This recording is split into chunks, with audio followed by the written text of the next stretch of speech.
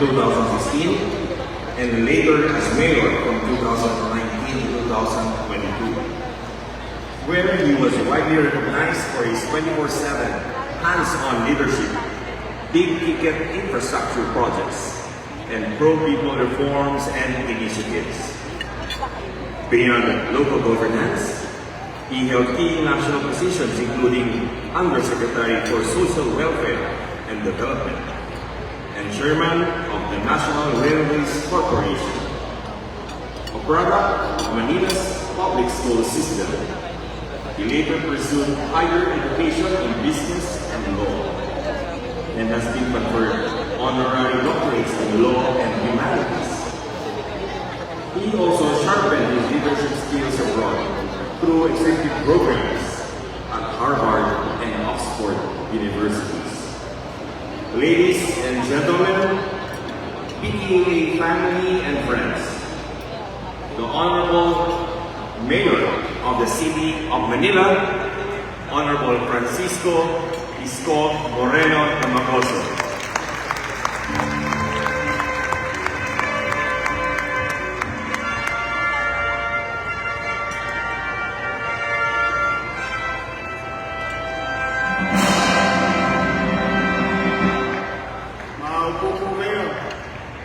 Hindi po ako pamunahin tagapagsalita, pero trabaho ko, welcome kayo sa Maynila.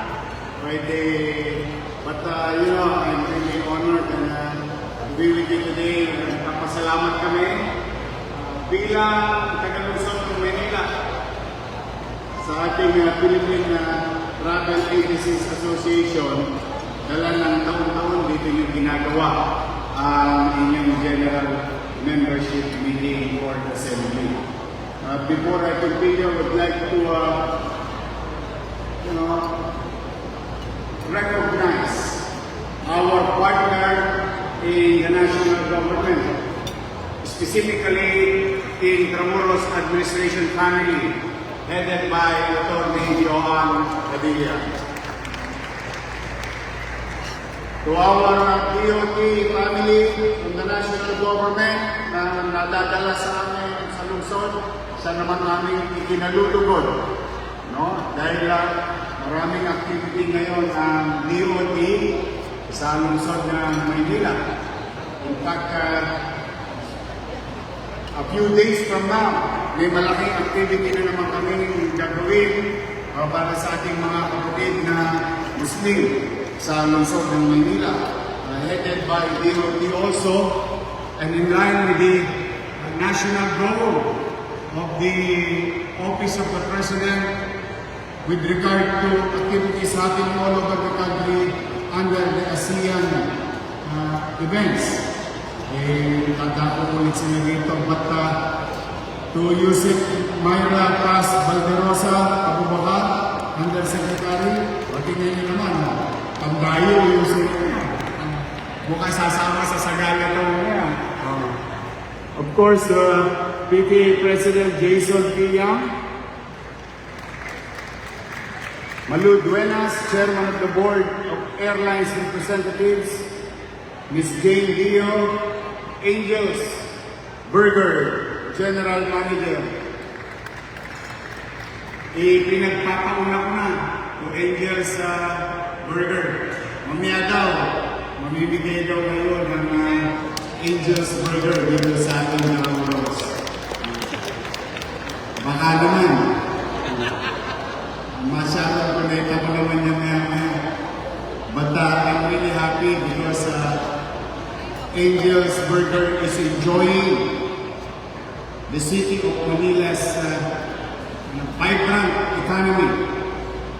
We're really trying to address in our own little way as local government unit to really continue to supplant or prime up or what you call velocity of money in the city so that our people in the city will continue to spend for the businesses in the city and for them to strive in these trying times sa ating bansa, sa ating lungsod. Kaya maraming bibili ng Angels Burger. Thank you very much. At sana mabasa pa kayo ng ulan nang dumami pa ang branch ninyo sa Maynila.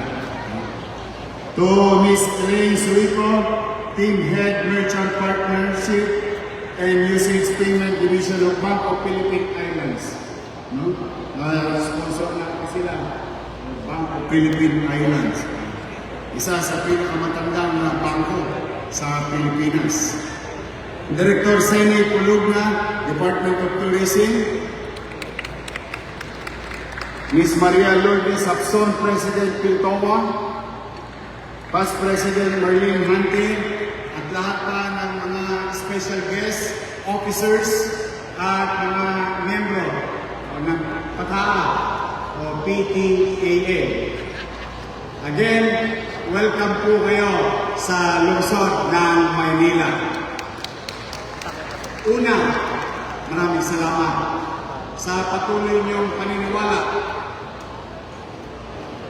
na ang Maynila ay magandang pasyalan, ang Maynila ay magandang ipakete, no?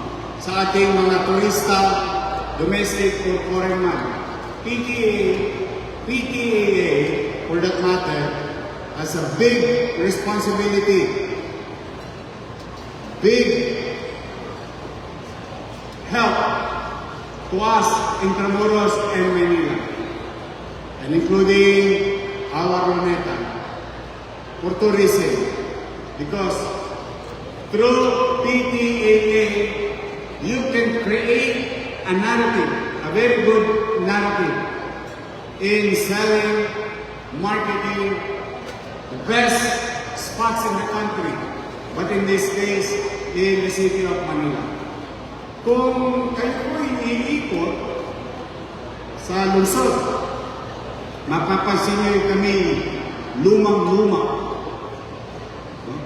If you want good, brand new, modern architecture, you can see that in Makati, you can see that in Taguig, in anywhere in Metro Manila.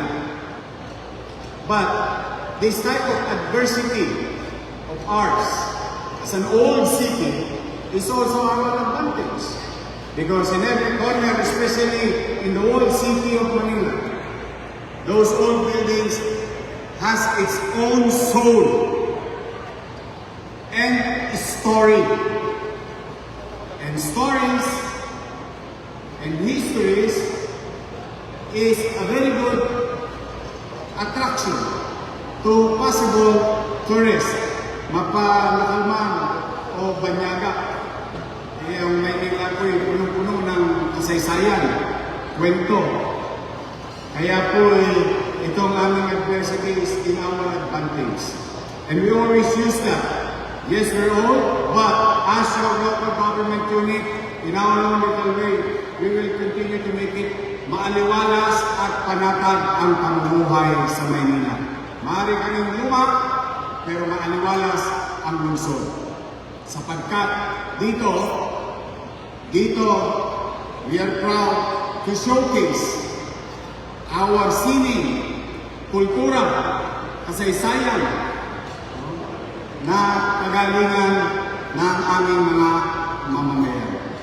Kaya natutuwa kami aktibong-aktibo ang national government through DOT, IA, NPDC, the museum, and your city government through our director, Crystal Bagachin ng DDCAM. At ako'y masayang laging magsasalita na kayo'y kaharapin sapagkat kapag dito kayo dumadako sa Maynila, dito kayo nagpunta, ay lagi po akong maharap at babatiin kayo at maligayang tatanggapin at sasabihin na welcome po kayo sa lungsod ng Maynila.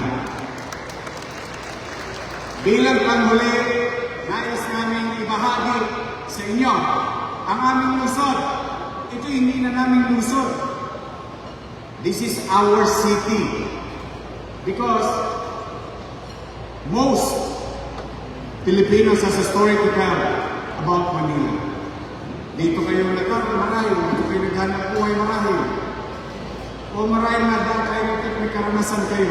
Halos maraming Pilipino may istorya o kwento tungkol sa Maynila. That's why, ang amin po masasabi at pwede nyo na rin sabihin sa bawat isa sa inyo, itong Manila, pwede nyo na sabihin, Manila, my Manila. It is our Manila. Kaya bawat Pilipino ay stakeholder ng lungsod ng Maynila. Yan po ang aming kampanya in our own little way as local government unit. This is your Manila. This is our Manila. And Manila is a window of opportunity then, window of opportunity now, and it will continue to be the window of opportunity to everyone tomorrow. Yan ang aming pangarap, yan ang aming gagawin, at lagi kami makikibahagi sa layunin ng national government effort in promoting tourism and sharing our culture, history, at ang aming mga magagaling na batang Maynila. So muli sa inyo, huwag niyo kalimutan mamaya, total nandito na rin lang naman kayo dahil yung iba sa inyo galing pa sa ibang probinsya. Huwag niyo po rin gumastos po kayo sa lungsod ng Maynila.